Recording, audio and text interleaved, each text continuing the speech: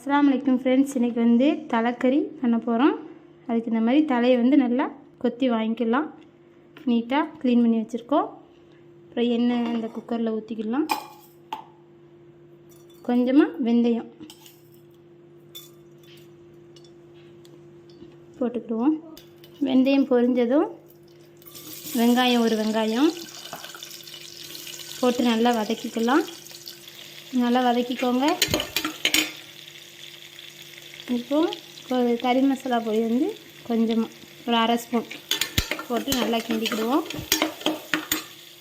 இப்போது இஞ்சி வெள்ளைப்பூடு கொஞ்சமாக அரைச்சி வச்ச பேஸ்ட்டு போட்டு நல்லா கிண்டிக்கலாம்.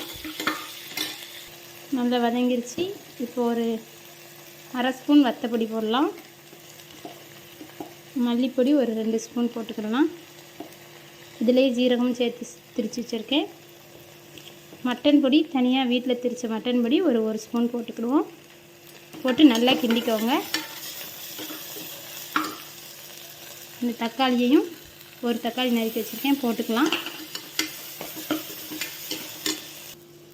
இப்போது இந்த தலையை வந்து இந்த கறியாப்பில் போட்டுக்கலாம்.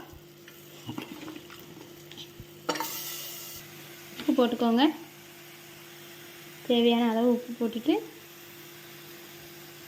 தண்ணி ஊற்றி மூடிடலாம். விசில் வரட்டும். விசில் வந்ததும் எடுத்து பார்ப்போம். விசில் வரட்டும், பார்ப்போம். தலைக்கறி ரெடி ஆகிடுச்சு, நல்லா வெந்துருச்சு. வாங்க சாப்பிடலாம்.